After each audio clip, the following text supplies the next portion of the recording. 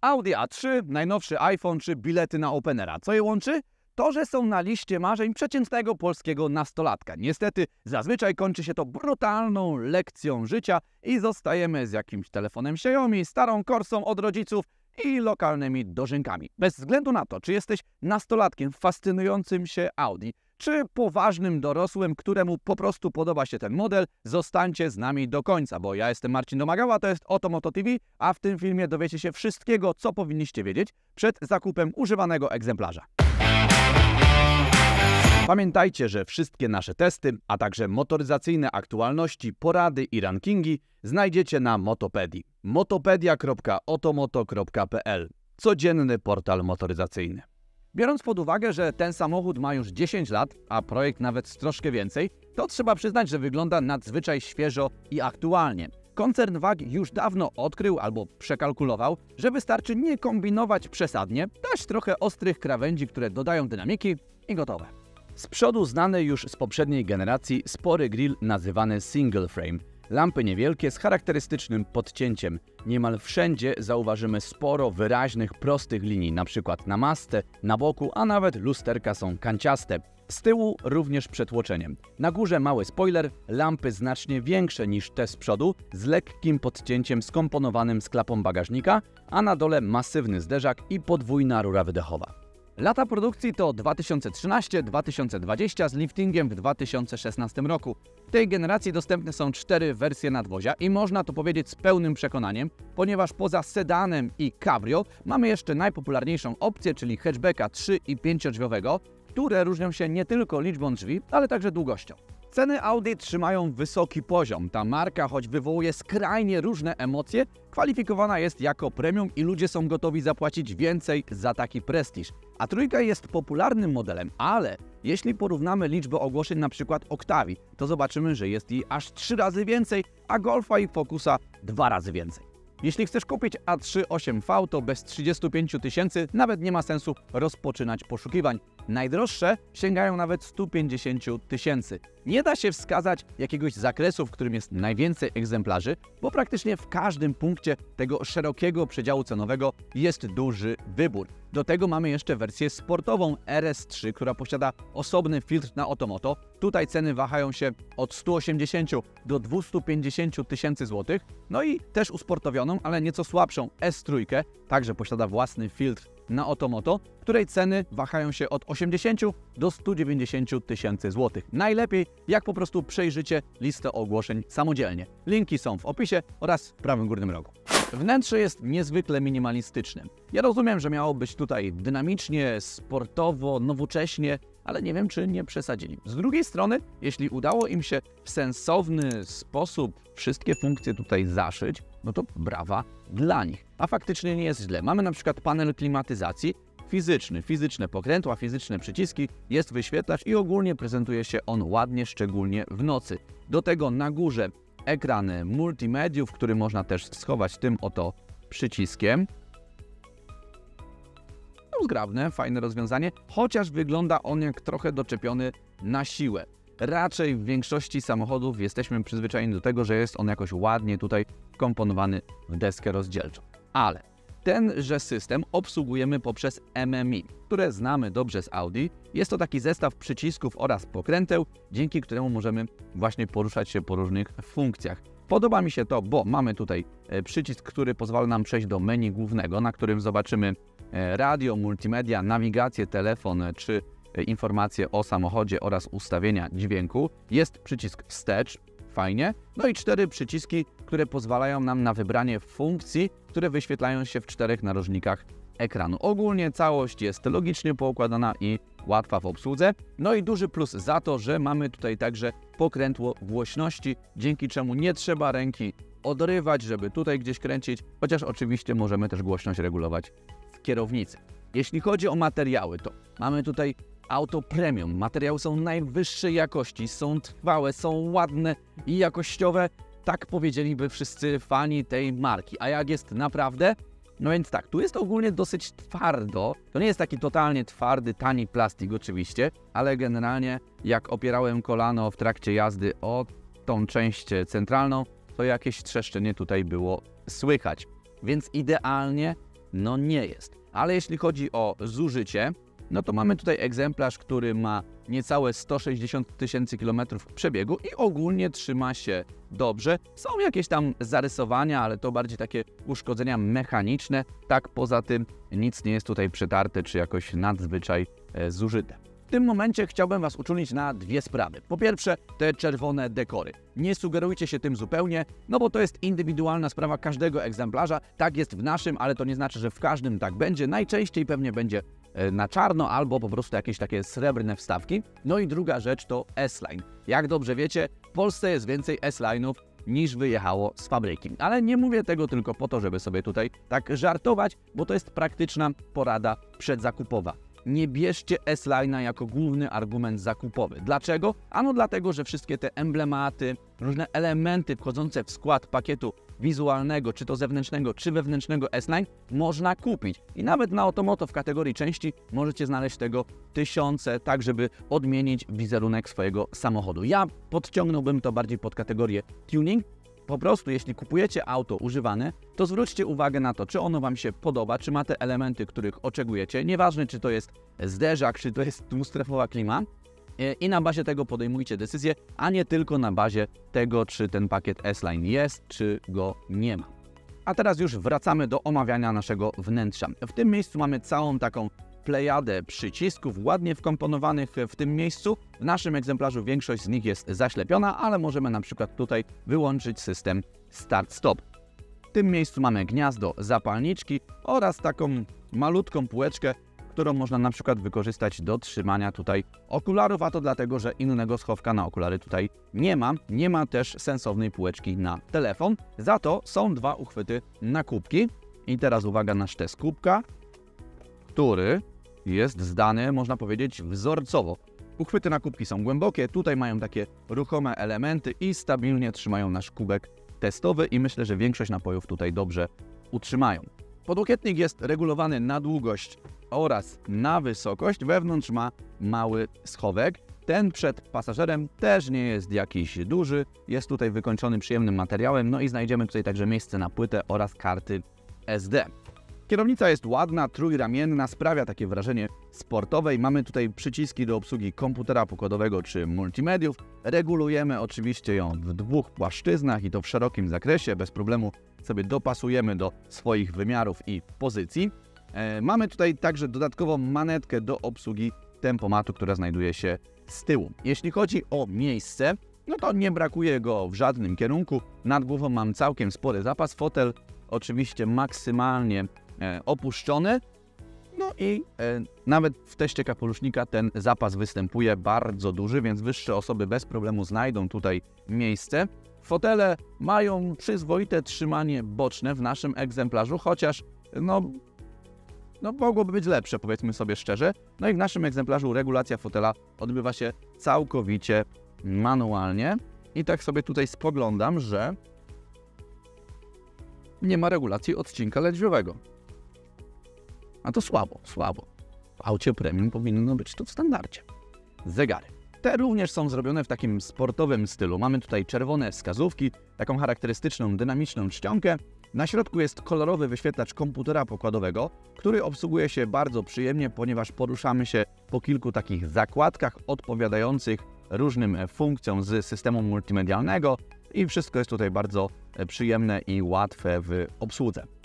Na drzwiach mamy taką ozdobną listewkę, podłokietnik, który jest minimalnie miękki, całe sterowanie szybami i lusterkami, no i kieszeń na dole, która jest całkiem pojemna, bez problemu pomieści napój półlitrowy, litrowy, a może nawet i 1,5 litrowy tak na stojąco. Idziemy do tyłu. Z tyłu miejsca jest bardzo dużo. Jak usiadłem sam za sobą, a mam 177 cm i około 80 kg, to mam bardzo duży zapas na nogi, taką swobodę na stopy. Nad głową też dużo przestrzeni. Zobaczmy sobie jeszcze testem kapelusznika. Nadal zapas jest, więc spokojnie osoby, które mają powyżej 1,80 m będą mogły tutaj podróżować. Teoretycznie powinny usiąść tutaj 3 osoby, w praktyce 2, ponieważ tutaj na środku jest dosyć wąsko, poza tym tunel jest bardzo mocno wystający więc będzie po prostu niewygodnie. Fotele tutaj są wykończone takim twardszym materiałem, który powinien być łatwiejszy w myciu, ale też prędzej będzie się zarysowywał, jeśli go czymś zahaczymy. Na środku mamy kratki nawiewu, są zaczepy Isofix, jest możliwość złożenia kanapy w ten sposób. Jeśli mamy podwójną podłogę, no to wtedy ładnie nam się to tutaj schodzi na jednym poziomie. No i co jeszcze? Aha, i na drzwiach jest duża kieszeń, w której spokojnie też zmieścimy napój półlitrowy oraz podłokietnik, który też komfortem i miękkością nie grzeszy. Zapraszam do bagażnika. Pojemność bagażnika w naszej wersji wynosi 380 litrów. Jeśli będzie napęd na 4 koła, czyli quattro, tych litrów będzie już mniej, 340. Jeszcze mniej ma trzydrzwiówka, od 365 do 325 litrów. Najwięcej ma sedan, ponad 400 litrów pojemności, a najmniej wersja e-tron, o której powiem niedługo. Bagażnik, no cóż, mamy tutaj podwójną podłogę, w łatwy sposób ogarnianą. Pod tą podłogą znajduje się koło dojazdowe. Po lewej i po prawej stronie są takie ni to schowki, ni to dostęp techniczny, trudno powiedzieć. Jest tutaj światełko oraz haczyk na siatki z zakupami, no i takie zaczepy. Czas na test walizek.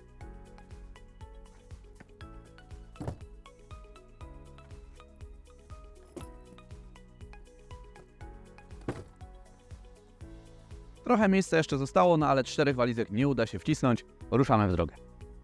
Od auta, które tak wygląda, marki, która ma w swoim portfolio wiele sportowych aut, powinniśmy oczekiwać, że będzie bardzo dobrze trzymać się drogi i zachęcać do dynamicznej jazdy. I się nie zawiedziemy, bo wrażenia z jazdy są dokładnie takie, jak można się spodziewać. Zawieszenie jest dopracowane i zestrojone dość sztywno, układ kierowniczy precyzyjny. Ten samochód po prostu bardzo dobrze się prowadzi, ale trzeba mieć na uwadze, że te odczucia mogą być nieco inne w zależności od wersji. Na przykład w zawieszeniu można spotkać opcję z wielowahaczami z tyłu albo z belką skrętną.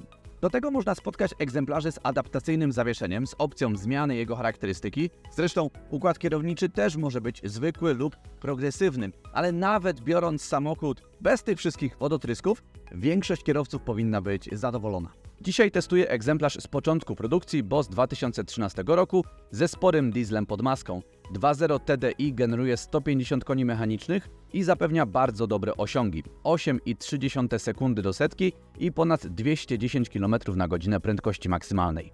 Niby taki niepozorny diesel 2.0, niby tylko 150 koni mechanicznych, a naprawdę przyjemnie się zbiera i dzięki temu fajnie się tym samochodem jeździ. Ale teraz jeszcze sprawdzimy, co do powiedzenia ma nasze urządzenie pomiarowe. Przed nami test elastyczności 60 km na godzinę.